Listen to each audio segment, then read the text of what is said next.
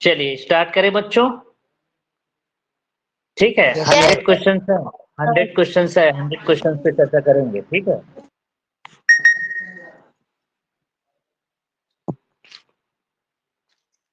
Okay. चलिए, त वर्ग का उच्चारण स्थान सबको पता है, लाइव पोल कराता हूं, नहीं समझ आएगा तो पूछ लेना। ठीक है, त वर्ग का उच्चारण स्थान।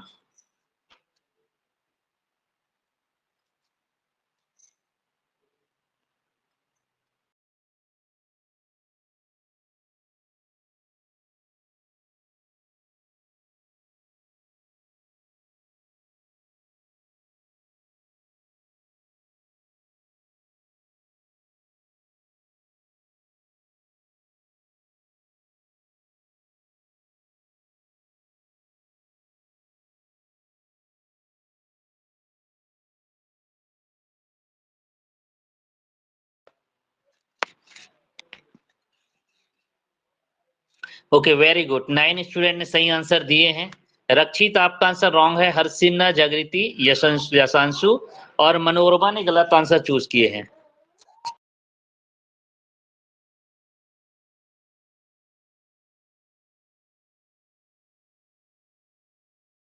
देखिए बच्चों, त वर्ग वाले व्यंजन वर्ण में कौन कौन से आता है? त आता है ना? थ आता है, त, थ, द, ध और न। ठीक है, त, थ, द, ध, न। त वर्ग का उच्चारण स्थान, और ये दंत से होता है। आप करके देख सकते हो उच्चारण जो है त, थ, द, ध, न, है ना? दंतस्थ व्यंजन बोल सकते हो त वर्ग वाले व्यंजन को। चले, प वर्ग का उच्चारण स्थान कौन कौन से आता है? प वर्ग में प, फ, ब, भ और म, ये वर्ण आते हैं। तो चलिए उच्चारण स्थान बताना है लाइव पोल में। क्या रहेगा उच्चारण स्थान? जल्दी बताइए, 30 सेकंड का समय है।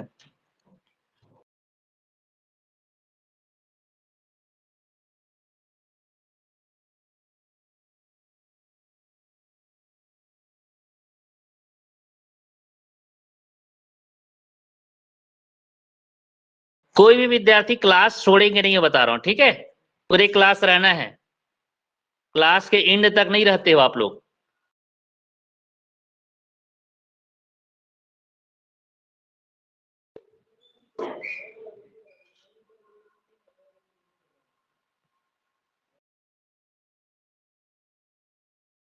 Okay, very good. 9 स्टूडेंट ने सही आंसर दिए हैं।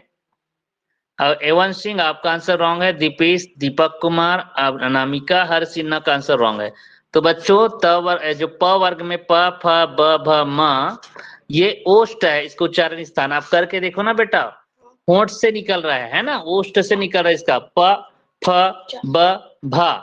ठीक है, च वर्ग बोलोगे च, छ, ज, झ और या।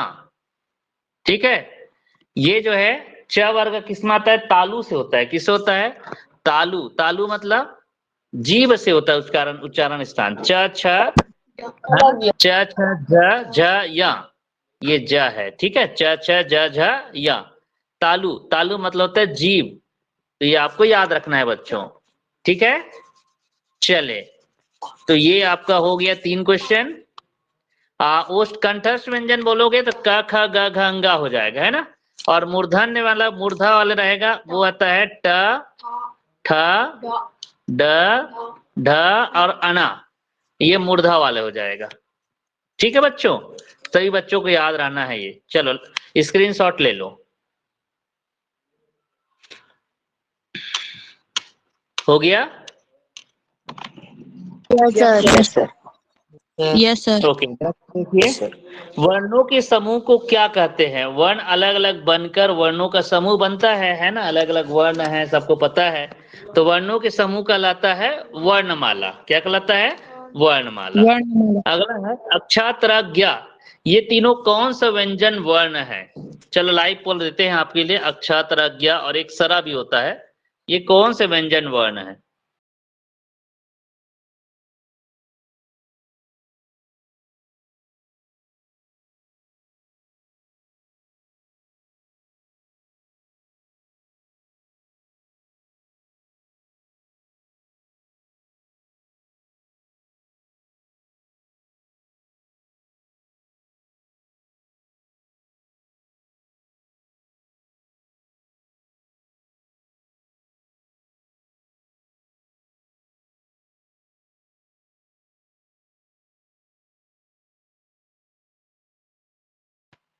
ओके वेरी गुड, 10 स्टूडेंट ने सही आंसर दिए हैं।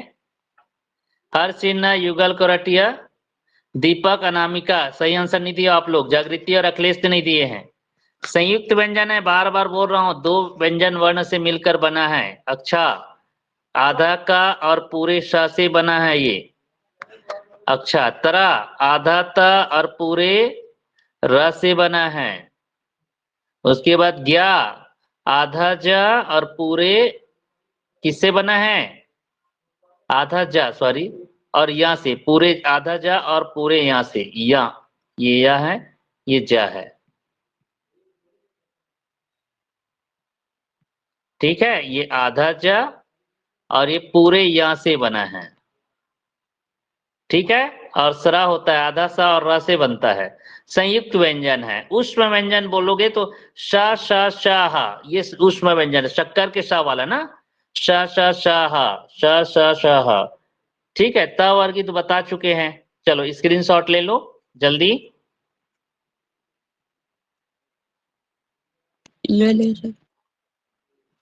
ले लिए? Okay, next.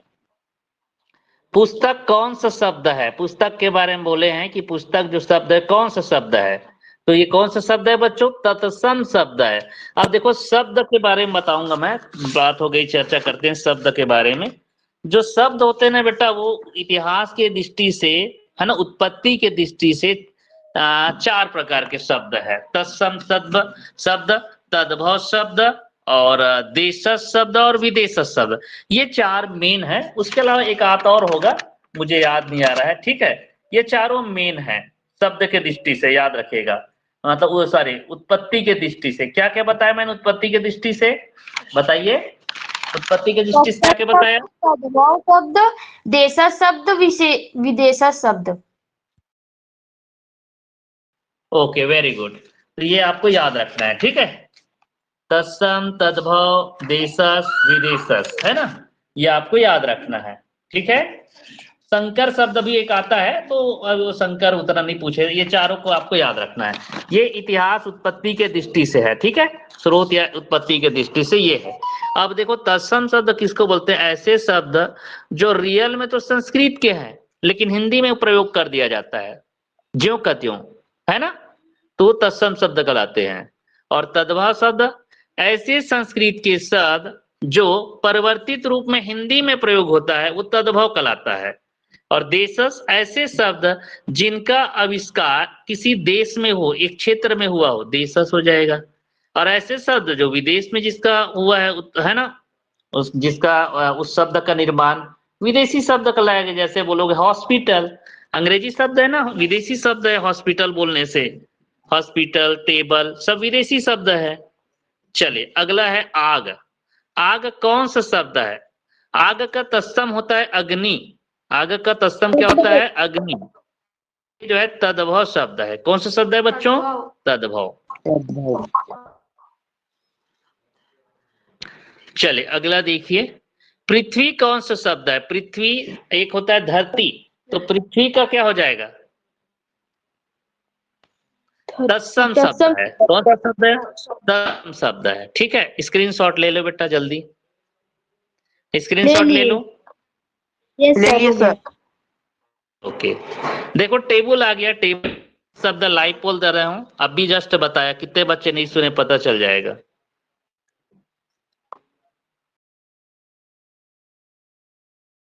बताइए, टेबल, टेबल है ना, कौन सा शब्द है? देशस, तद्भव, विदेशस।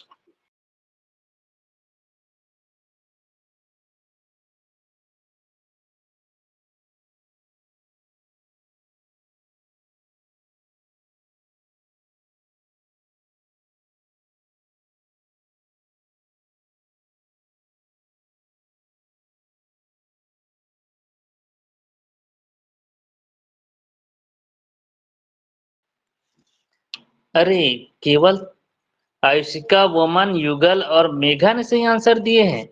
बेटा विदेशी शब्द है ये तो। टेबल जो है अभी तो बताया मैंने, टेबल है ना, टेबल यही तो है टेबल। कौन सा शब्द है? विदेशी शब्द है ना।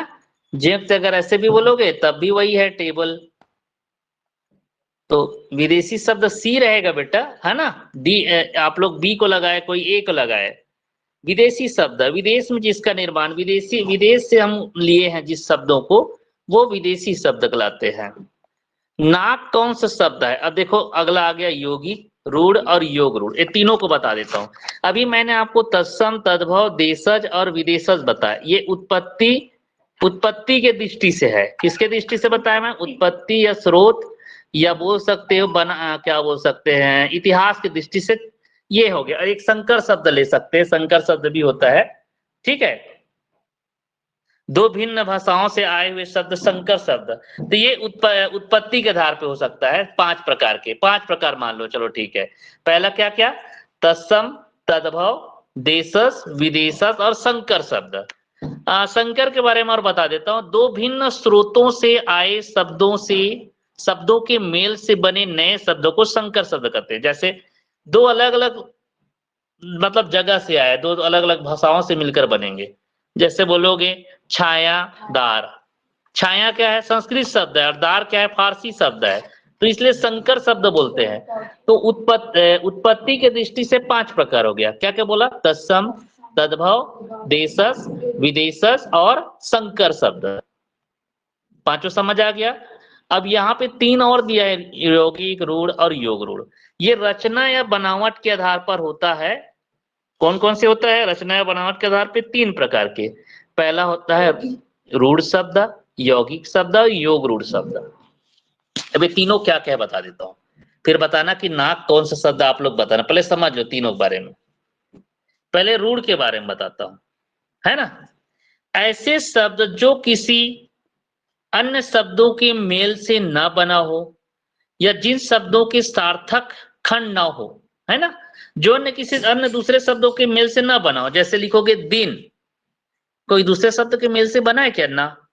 घर कोई दूसरे शब्द के मेल से बना है? ना। मुंह बना है क्या? ना। घोड़ा किसी दूसरे शब्द के मेल से बना है? 2 शब्दों के मेल से बना है? ना। तो ये हो जाएगा रूढ़। क्या बोलते हैं? रूढ़ शब्द। परिभाषा क्या बोला मैंने?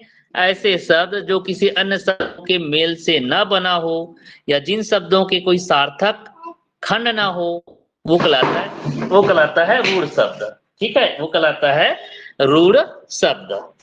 चले, यमन गिर गया था, ठीक से बैठो यार। शब्द है सर। रूढ़ शब्द ये किसके आधार पर है? ये तीनों प्रकार जो है रचना या बनावट के आधार पे। उत्पत्ति के आधार पे तो मैंने आपको 5 प्रकार बताया, तत्सम, तद्भव, देशज, विदेशज और संकर। ये जो है यौगिक रूढ़ और योग रूढ़ जो है रचना या बनावट के आधार पे शब्द की प्रकार है। उसमें रूढ़ शब्द होता है ऐसे शब्द जिनकी साखर ना हो या अन्य शब्दों के मेल से न बना हो, रूढ़ शब्द कहलाते हैं। हो गया। तो ये नाक जो शब्द है ना, ये भी रूढ़ शब्द का एग्जाम्पल है। अब दूसरा और बता रहा हूं यौगिक के बारे में। ऐसे शब्द जो 2 या 2 से अधिक शब्दों से मिलकर बना हो, है ना, और जिसका सार्थक खंड, वो यौगिक शब्द कहलाता है। जैसे आप बोलोगे विद्यालय, चले 2 शब्दों से मिलकर बना है ना, कौन कौन से बताइए? विद्या और आलय से मिलके। विद्यालय। हाँ, विद्या प्लस आलय, ठीक है। और बताइए मुझे सामाजिक को बताइए। सामाजिक, समाज, धन। इक, समाज धन इक से मिलकर बना है ना। समाज और इक से मिलकर बना है सामाजिक। राजपुत्र के बारे में बताइए। राजपुत्र, राजा का पुत्र। राजा का पुत्र। राज और पुत्र से मिलकर बना है, 2 शब्दों से मिलकर बना है राजा पुत्र। तो यौगिक है। अब देखो योग रूढ़ शब्द क्या होता है? ऐसे शब्द जो यौगिक तो होते हैं, किसी 2 या 2 से अधिक शब्दों से मिलकर तो बना होता है। युगल, युगांत आप दोबारा ज्वाइन कीजिए तो आपकी माइक ऑन है, बंद नहीं हो रही है यहां से। देखो ये योग रूढ़ शब्द, उसको सुन लो बेटा, क्या है ना। ऐसे शब्द जो यौगिक तो है, लेकिन जो अपने जो है तीसरे अर्थ की प्रधानता देती है, तीसरे अर्थ की ओर प्रधानता देती है। जैसे बोलोगे, ये देखो लंबोदर, लंबोदर 2 शब्दों से मिलकर बना है ना, लंबा और उदर से है। लेकिन अगर लंबोदर शब्द बोलने से क्या आप समझोगे? बोलो। गणेश तो समझेंगे। हाँ गणेश जी, है ना, गणेश जी के लिए बोला जाता है ना। तो मतलब कहने का मतलब होता है ऐसे शब्द जो यौगिक तो होते हैं लेकिन वो जो है ना तीसरे अर्थ की ओर प्रधानता बताती है, रूढ़ हो जाते हैं, उसको बोलते हैं योग रूढ़ शब्द। लंबोदर, दशानन, है ना, दशानन। और समास में पढ़ाया गया था ना आप लोग को ये सब। बहुब्रीहि समास एग्जाम्पल है क्या ये? लंबोदर, दशानन, नीलकंठ, जलज, पीताम्बर। तो बहुब्रीहि समास के एग्जाम्पल योग रूढ़ शब्द में आता है ना। ऐसे शब्द जो यौगिक तो होते हैं, दो या दो से अधिक शब्दों से मिलकर बने होते हैं लेकिन तीसरे अर्थ की ओर प्रधानता देती है, ठीक है, तो इसको बोलते हैं योग रूढ़ शब्द। तो तीनों शब्द के बारे में समझ आ गया आप लोगों को। पहला क्या बताया मैंने? रूढ़ शब्द, ऐसे शब्द जो दो या दो से अधिक शब्दों से मिलकर नहीं बना है ना। कोई सार्थक खंड ना हो, रूढ़ शब्द कहलाता है। जैसे नाक, कान, है ना, नाक, कान, दीन, घर, घोड़ा, समझ आ रहे हैं, ये सब रूढ़ शब्द है। यौगिक ऐसे शब्द जो दो या दो से अधिक शब्दों से मिलकर बना है, सार्थक खंड हो, यौगिक कहलाता है। जैसे पाठशाला, पाठ और शाला, विद्यालय, विद्या प्लस आलय, तो यौगिक शब्द है ये। विद्यार्थी। हाँ, विद्यार्थी, विद्या और अर्थी, है ना। अब योग रूढ़ शब्द क्या होता है? ऐसे शब्द जो यौगिक तो होते हैं लेकिन वो अर्थ जो तीसरे अर्थ की ओर प्रधानता हो देती है ना, तीसरे अर्थ की प्रधानता बताती है, तो योग रूढ़ शब्द कहलाता है। ओके, जैसे लंबोदर बोला, दशानन बताया मैंने आपको। जलज बोलने से, जलज मतलब किसको बोला जाता है? जलज, जलज मतलब कमल को बोलते हैं ना, जलज। तो ये क्या है? ये क्या है बच्चों? योग रूढ़ शब्द। और ये शब्द किसके प्रकार है? रचना या बनावट के आधार पे शब्दों के प्रकार, ये तीनों, रूढ़, यौगिक, योग रूढ़। समझ आ गया बच्चों? यस और no? Yes sir. Yes sir. चलो अब देखो, फूल कौन सा संज्ञा है पूछा है। संज्ञा तो मैंने आपको इंग्लिश में बताया है। संज्ञा तो फूल जो एक सामान्य जातिवाचक संज्ञा, एकदम सामान्य नेम है फूल शब्द जो है, तो जातिवाचक संज्ञा है। ठीक है, चलो स्क्रीनशॉट ले लो। हो गया सर। हो गया सर।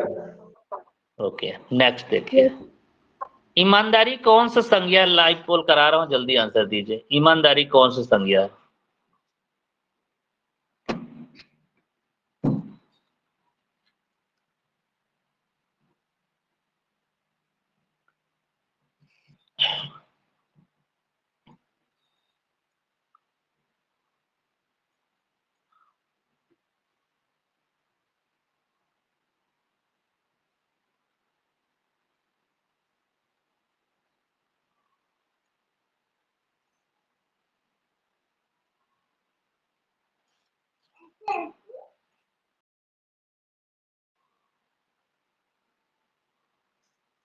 वेरी गुड, 12 बच्चों ने सही आंसर दिए हैं। ऐसे दिया करो, बहुत बढ़िया। ईमानदारी मतलब भाववाचक संज्ञा है। ईमानदारी मतलब केवल हम महसूस कर सकते हैं, देख नहीं सकते ईमानदार है कि नहीं, है ना, टच नहीं कर सकते। एक महसूस करने वाला शब्द है ईमानदारी, भाववाचक, भाववाचक संज्ञा है। कौन सा संज्ञा है ये? भाववाचक संज्ञा। लंबोदर कौन सा शब्द है? सबको पता है, अभी जस्ट बताया, योग रूढ़ शब्द है। समझ आ गया ना। सोना कौन सा संज्ञा है? सबको पता ना चाहिए, सब लोग बोलो सोना कौन सा संज्ञा है? द्रव्यवाचक संज्ञा। स्क्रीनशॉट ले लो। हो गया सर। हो गया सर। हो गया सर। चलो अब देखिए, प्रोनाउन वाला बताता हूँ। सर्वनाम में मैं जो है कौन सा प्रोनाउन है, मैं कौन सा सर्वनाम है? इंग्लिश में मैंने बताया था, वैसे ही आपको बताना हिंदी में। कौन सा सर्वनाम है? मैं। उत्तम पुरुष है ना, व्यक्तिवाचक उत्तम पुरुष है ना, सर्वनाम है उत्तम पुरुष। मैं, हम, ये उत्तम पुरुष है। मध्यम पुरुष में तुम, तुम्हारा, और अन्य पुरुष में वह, वे, है ना, ये अन्य पुरुष आता है। ठीक है, चलिए अगला देखिए, स्क्रीनशॉट ले लो 15 नंबर। हो गया सर। Okay, next. आपके बारे में बताइए। चलो बताइए, आप कौन सा सर्वनाम है? कौन सा वाचक सर्वनाम है? तुम या आप? निजवाचक। निजवाचक। नहीं, वो तो निज वाला तो मैं स्वयं होता है ना। आप मतलब तुम निश्चयवाचक है ना, निश्चय करते ना, तुमने खाना खाया, तुमने यह काम किया, निश्चयवाचक सर्वनाम है, ठीक है। तो निश्चय रहेगा आंसर नंबर ए। पुष्प कौन सा शब्द है? फिर बता दिए शब्द, फिर आ गया। कौन सा शब्द है? तत्सम शब्द है ना। फूल अभी जैसे बताया उसी का तत्सम पुष्प होता है। ख्याल कौन सा शब्द है? ख्याल, मेरे ख्याल से तुम्हें यहाँ जाना चाहिए, देशज शब्द है। तेंदुआ कौन सा शब्द है? ये भी देशज शब्द है, स्क्रीनशॉट ले लो, ये भी देशज शब्द है। ले लिए सर। हो गया। ओके नेक्स्ट, चले नेक्स्ट। तुम जा रहे हो। अब देखो यहाँ पे काल पूछा है। काल मतलब होता है, 3 प्रकार काल होता है मेन, वर्तमान काल, भूतकाल, भविष्य काल, है ना। इसको और बांटा गया है। तो तुम जा रहे हो, ये किस बात की बात हो रही है? वर्तमान काल की, भूतकाल की, या भविष्य काल की? किसकी बात हो रही है? वर्तमान। जा रहे हो, कंटिन्यूटी है ना। तो जा रहे बोल रहे, तो ये तो अपूर्ण वर्तमान काल है ना। तो आंसर रहेगा ये वर्तमान काल रहेगा। तुम गए ऐसे बोलेंगे तो जो बीत चुके हैं उसके लिए भूत इस्तेमाल करते हैं। तुम गए ऐसे बोलते हैं ना तो भूतकाल रहता। तुम जाओगे ऐसे बोलते तो भविष्य काल रहता, ठीक है। हाँ, नाक कौन सा लिंग है? चलो अब स्त्रीलिंग पुल्लिंग में नाक के बारे में बताइए। हाँ चलो तो बताओ, स्त्रीलिंग वर्ड है कि पुल्लिंग शब्द है नाक? पुरलिंग। नहीं देखो आप, नहीं आप क्या बोलते हो? जैसे नाक में उसने बाली पहनी है बोलते हो या पहना है बोलते हो? पहनी पहनी है। है ना। तो ये स्त्रीलिंग ही है, ठीक है, पुल्लिंग नहीं है। समास कितने प्रकार के होते हैं? चलो बताओ तो समास। टोटल 6। कौन कौन है पहले बताइए, कौन कौन है? अंतरिम समास, अव्ययीभाव समास, तत्पुरुष समास, हाँ, कर्मधारय समास, बहुब्रीहि समास, बहुब्रीहि समास, द्वंद्व समास, द्विगु हाँ, समास, दीर्घ द्विगु समास, कर्मधारय, द्वंद्व समास, द्विगु, बहुब्रीहि, है ना। हाँ, तो 6 प्रकार के होते हैं। नवयुवक कौन सा समास है? चलो बताओ तो। नव है जो युवक, नवयुवक कौन सा है? कर्मधारय। इसमें विशेषण का रूल होता है ना कर्मधारा में, है ना। उत्तर प्रधान होता है, युवक प्रधान है। युवक कैसा है? नवीन है, नया है। तो ये कर्मधारय समास का उदाहरण है। चलो ठीक है, स्क्रीनशॉट ले लो जल्दी। हो गया। Yes sir. चलो अब विशेषण में देखो आप लोग ना, आप लोग को मैं संज्ञा का तो मैंने शायद हिंदी में नहीं पढ़ा है ना।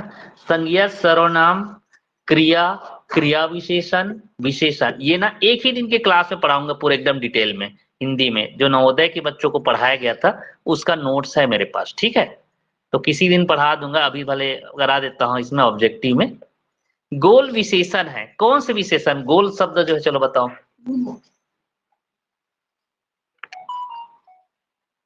गुणवाचक, गुणवाचक है। गोल, चपटा, किसी की क्वालिटी बता रहे हैं ना। गोल, चपटा, काला, गोरा, है ना, सफेद, गुणवाचक विशेषण है, गुण बता रहा है। कोई कौन से विशेषण होगा? चलो कोई, हाँ, कोई शब्द जो सर्वनामिक विशेषण है, ठीक है। मैं आपको ना पूरा डिटेल में पढ़ा दूंगा, इससे रिलेटेड विशेषण का टॉपिक मेरे पास है, पीडीएफ है। संज्ञा, सर्वनाम, विशेषण, क्रिया विशेषण, क्रिया का हिंदी वाला इंग्लिश में पढ़ाया गया था, हिंदी में भी पढ़ा देंगे। चले आगे देखें। स्क्रीनशॉट नहीं लेके ले लो, स्क्रीनशॉट ले लो। हो गया सर। प्रतिदिन कौन सा समास का उदाहरण है? चलो बताओ तो। प्रतिदिन अव्ययीभाव समास। अव्ययीभाव, नहीं, अव्ययी भाव समास है। अव्ययी में क्या होता है? पहला पद अव्यय होता है। अव्यय मतलब जिस शब्द का कोई अर्थ नहीं होता है। प्रति ऐसा बोल दोगे ना, प्रति, प्रति, यथा, प्रति, है ना, यथा ऐसा वर्ड होता है। ये सब अव्यय शब्द है। अवयव, पहला शब्द अव्यय होता है ना अव्ययी भाव समास में, और पहले पद की प्रधानता होती है। तो अब यही हो गया। अब बहुब्रीहि में क्या होता है, तीसरे पद की प्रधानता होती है, और द्वंद्व में क्या होता है, दोनों पद प्रधान होते हैं, जैसे राम श्याम, राम और श्याम, राम सीता, राम एंड राम और सीता। द्विगु में क्या होता है, पहला पद जो है संख्यावाची होता है, जैसे एग्जाम्पल में पंचवटी। तो पंच में पहला शब्द पंच लिखा है ना, पंच संख्या शब्द है, तो पंचवटी हो जाएगा, पांच वटों का समाहार या पांच वटों का समूह, पंचवटी द्विगु समास का उदाहरण है। समझ आ रहा है बच्चों? तो ये बात आपको याद रखना है, ठीक है। चलिए, देशभक्ति में कौन सा समास है, चलो लाइव पोल कराता हूं, कितने बच्चों का समास क्लियर है पता चल जाएगा। देशभक्ति,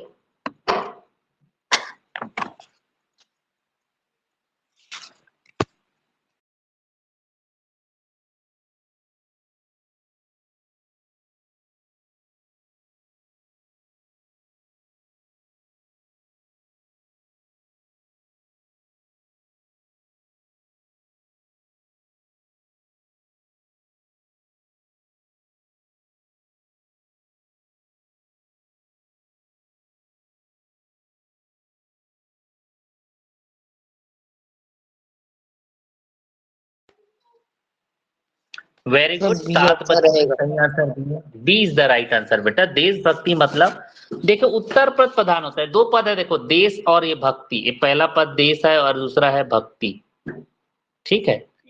तो देशभक्ति में ये उत्तर पद पीछे वाला पद प्रधान, भक्ति किसके लिए, देश के लिए, देशभक्ति है ना।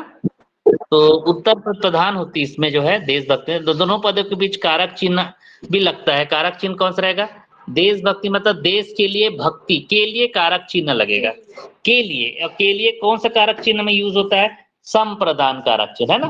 तो ये देशभक्ति जो शब्द है ना बेटा, वो संप्रदान तत्पुरुष समास का, संप्रदान तत्पुरुष समास का उदाहरण है, याद रखिएगा। कौन, देशभक्ति जो शब्द है वो, ठीक है। अगला है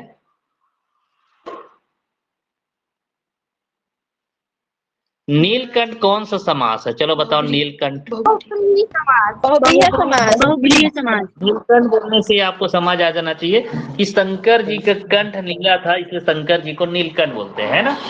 नीला है जो कंठ, जिसका अर्थात शंकर जी। पाप पुण्य कौन सा समास है, लाइव पोल करा रहा हूँ, लाइव पोल। पाप पुण्य हाइफन मार्क्स लगा रहता है, वो कौन सा समास में आता है, पाप पुण्य। इसका अगर समास विग्रह करोगे, पाप और पुण्य होता है, तो कौन सा समास का उदाहरण है जिसमें दोनों पद प्रधान होते हैं।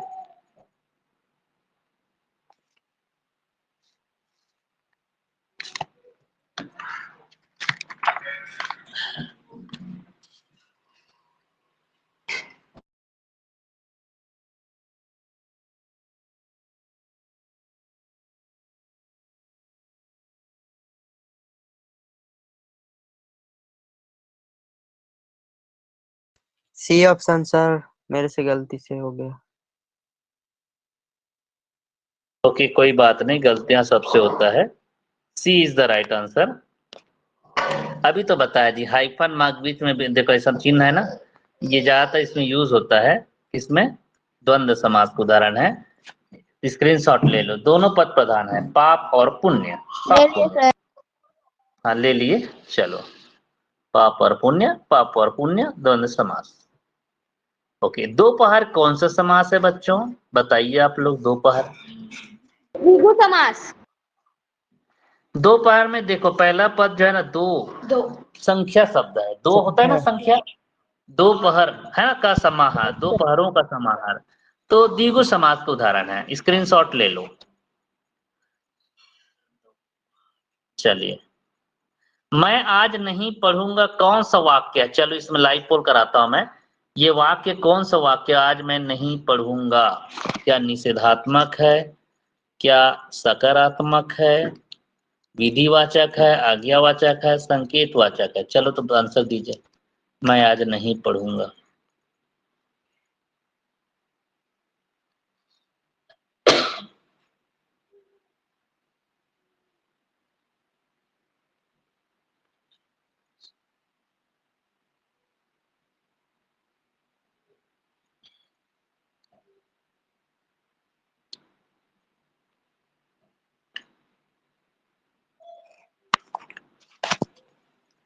वेरी गुड, 7 ने सही आंसर दिए। बेटा नहीं पढ़ूंगा बोल रहा तो निगेटिव सेंटेंस है, निषेधात्मक वाक्य है ना।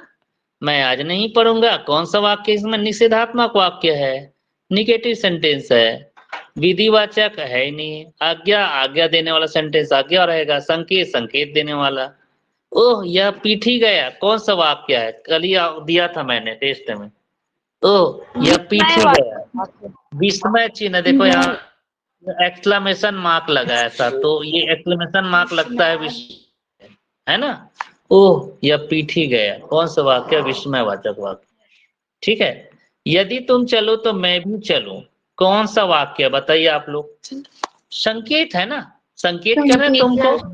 हाँ तो ये Yes, संकेत वाचक वाक्य है, यदि तुम चलो तो मैं भी चलूं, है ना। अभी जैसे अगर ऐसा रहता आज्ञा दे रहा है, मेरे लिए पानी लाओ, कौन सा वाक्य रहेगा, आज्ञावाचक है ना। आदेश दे रहे हो, आज्ञा दे रहे हो, है नहीं। चल स्क्रीनशॉट ले लो।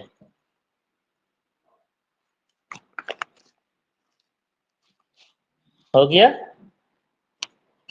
yes, sir. sir. चलो बताओ, तुम अपने काम में सफल रहो, कौन सा वाक्य है, चलो बताओ। इच्छावाचक वाचक इच्छावाचक इच्छावाचक। यस, तुम अपने काम में सफल रहो, कामना इच्छा है ना। आशीर्वाद देते हैं तो इसे बोलते हैं ना, किसी को कोई पैर छूते हैं तो तुम अपने कार्यों में, है ना, तुम अपने कार्यों में सफल रहो, है नहीं। तो वैसी तो है जी। ठीक है, इच्छावाचक। संदेह वाला तो शायद वह राम होगा, संदेह इस टाइप का होता है ना। विधिवाचक, हमें झूठ नहीं बोलनी चाहिए, ये विधि वाला वाक्य है। रस भरा, कौन सा तत्पुरुष समास है, रस से भरा। चलो कौन सा तत्पुरुष समास लाइव पुल करा रहा हूं। रस भरा, रस से भरा, से विभक्ति किसमें आता है।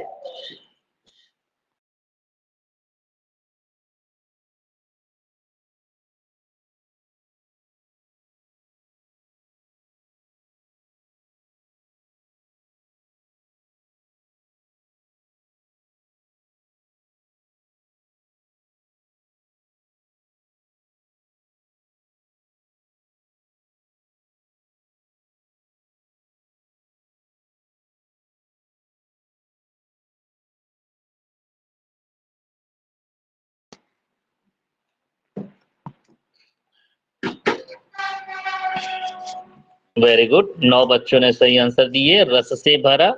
बेटा करण है यार, करण तत्पुरुष समास। देखो कर्ता ने, कर्ता वाले में नई विभक्ति होता है, कर्ता ने कर्म को, कर्म में कोई व्यक्ति का लोप होता है, करण में से होता है, कर्ता ने करण कर्म को से, संप्रदान में के लिए विभक्ति, आपादान से, गरण में पर, संबंध का के की, है ना। और संबोधन हे अरे, तो 8 कारक होते हैं, उनमें से सबका विभक्ति मैंने आपको बताया। ठीक है, तो ये जो आंसर जो दिया है ना, ये आंसर एक किसका है बच्चों, करण तत्पुरुष समास का एग्जाम्पल है। करण, रस से भर, है ना। स्वर्ग प्राप्त, इसका अगर विसर्ग वो करोगे विग्रह, स्वर्ग को प्राप्त हो जाएगा। कौन सा संधि का, सॉरी कौन सा समास का उदाहरण है, कर्म तत्पुरुष कर्म तत्पुरुष कर्म, है ना। कर्म को, स्वर्ग को प्राप्त, तो कर्म तत्पुरुष समास। स्क्रीनशॉट ले लो जल्दी, ये कर्म तत्पुरुष समास का उदाहरण है। चले जल्दी करिए। हो गया सर।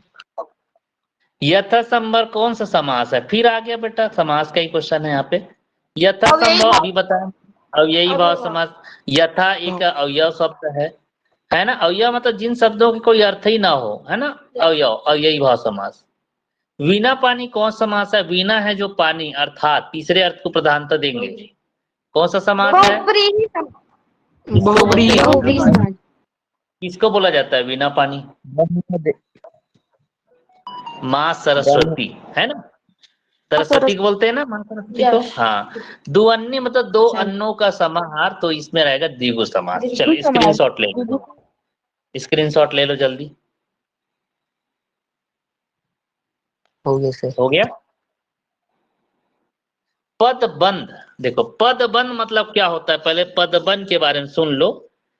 एक तरह के वाक्य के जैसे होता है ना, जब दो या अधिक शब्द पर नियत क्रम और निश्चित अर्थ में किसी पद का कार्य करते हैं तो उन्हें पदबंध कहते हैं। वाक्य के अंश बोल सकते हो पदबंध। जैसे मैं बोलता हूं सबसे तेज दौड़ने वाला छात्र जीत गया, ये पदबंध है, याद रखिए। वाक्यांश का अंश है ना, वाक्य का अंश ही पदबंध कहलाता है। ये 4 प्रकार के होते हैं। कितने प्रकार के पदबंध होते हैं बच्चों? 4 प्रकार के। तो ये रहेगा, पहला होता है संज्ञा वाला पदबंध, संज्ञा वाला पदबंध, हालांकि ये पूछा नहीं जाता है, बता देता हूं। विशेषण पदबंध, क्रिया पदबंध और क्रिया विशेषण पदबंध। ठीक है, तो किसी वाक्य के अंश को ही पदबंध बोला जाता है। उदाहरण मैंने भी बताया, जैसे एक और बोल सकते हैं, नदी बहती चली जा रही है। कौन सा नदी है नहीं मालूम, है ना। ये पद एक वाक्य के अंश है, पदबंध कहलाता है ये। चलिए अब अशुद्ध शब्द छाट कर बताना इसमें। ये जो लिखा है एकत्र, नीरस, मंत्रिमंडल, योगी राज, कौन सा शब्द अशुद्ध है, गलत लिखा हुआ है? लाइव पोल कराता हूं, कितने बच्चे सही देते हैं, जल्दी दीजिए।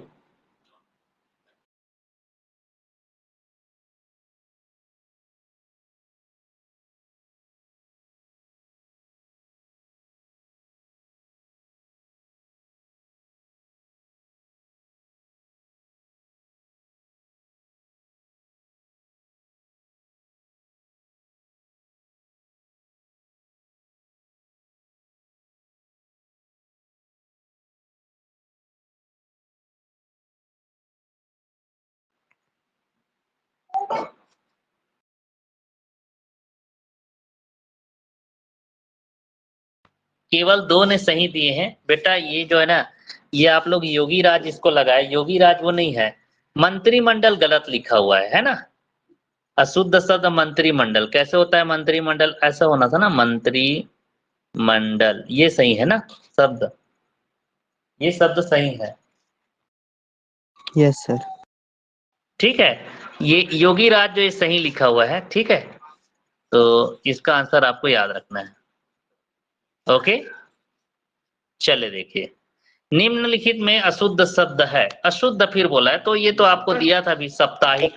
साप्ताहिक शब्द ऐसा होना चाहिए था, साप्ताहिक, है ना, पूरा सा के मात्रा होना चाहिए था, साप्ताहिक। ये आधा प है, तो ये यही गलत है, ऑप्शन नंबर ए। चलिए स्क्रीनशॉट ले लो जल्दी, क्लास खत्म करेंगे फिर बाकी क्वेश्चन उसको और कराएंगे। चलो थोड़ा से और कर देते हैं, 50 तक कर देते हैं ना, 50 कल करेंगे। चलो इनमें अशुद्ध कौन सा है जो गलत लिखा है? ईर्ष्या, अनुकूल, आशीर्वाद, नक्षत्र, कौन सा लिखा है गलत? नक्षत्र। ऐसा होना चाहिए ना, बी गलत लिखा हुआ है। आग का पर्यायवाची शब्द बताना। चलो इनमें से कौन सा पर्यायवाची शब्द नहीं है बोल रहा है? ये सभी है ना आग के पर्यायवाची शब्द। विपद गा ये नहीं है, डी जो है। इच्छा का पर्यायवाची शब्द नहीं है, चलो बताओ इच्छा। यातना। यातना, इच्छा मतलब होता है कामना करना, लिप्सा होना, तो यातना जो है इच्छा का पर्यायवाची शब्द नहीं है, तो सर यातना जो है। चलो ठीक है, स्क्रीनशॉट ले लो। ले लिए सर। पानी के पर्यायवाची शब्द इनमें से कौन सा नहीं है? अभी दिया था टेस्ट में। Sir sir sir sir sir sir Meghpushp, sir Meghpushp. नहीं बेटा, मेघपुष्प पानी को बोलते हैं, सर नहीं। सर मतलब होता है तालाब, सरोवर, पानी होता है। अंबु, नीर, जल, मेघपुष्प ये पानी को बोलते हैं। और घर का प्राची शब्द इनमें से नहीं है, कौन बताएंगे? चलो जल्दी बताओ। पावक। पावक किसका प्राची है बताओ? सूर्य।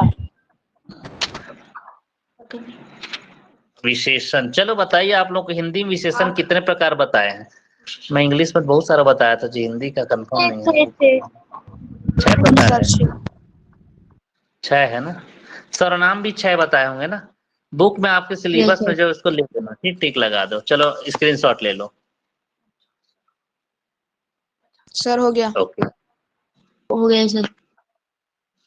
तो चलो अभी तो उत्पत्ति के दृष्टि से इसको बताओ, तब भी जस्ट चर्चा किया मैं। उत्पत्ति के दृष्टि से शब्द के कितने प्रकार है? 5। कौन कौन है? कौन कौन? अभी जस्ट बताया मैं। तत्सम, देशज और संकर। देशज और देशज के बाद विदेशज और संकर शब्द है ना। एक क्या है? संकर शब्द, जो अलग अलग शब्दों से मिलकर बना है, संकर कहलाता है। विदेशी है ना, या देसी से मिलकर बना है तो वो संकर शब्द कहलाएगा। ठीक है, तो ये उत्पत्ति का। रचना के दृष्टि से आधार पे रचना में अभी जस्ट बताया मैंने, योग रूढ़ रूढ़ और योग 3। संज्ञा के कितने भेद है बताओ? 5। कौन कौन से? कौन कौन से? कौन कौन से? व्यक्तिवाचक, जातिवाचक, समूहवाचक, पदार्थवाचक या द्रव्यवाचक, या लास्ट में भाववाचक। ठीक है, तो ये आपको याद रखना है। ठीक है बच्चों, चले ठीक है, 15 मिनट रेस्ट कीजिए, मुझे भेज दीजिए पीडीएफ बना के, मैं शेयर कर दूंगा। बाकी को भी शेयर कर देता हूँ, आप लोग दिमाग लगा के आंसर देने की कोशिश करना है ना। मेरे पास ये पीडीएफ में 100 क्वेश्चन है। ओके बच्चों, बाकी कल समझा दूंगा मैं। अच्छा, थैंक यू सर। बाय बेटा। बाय।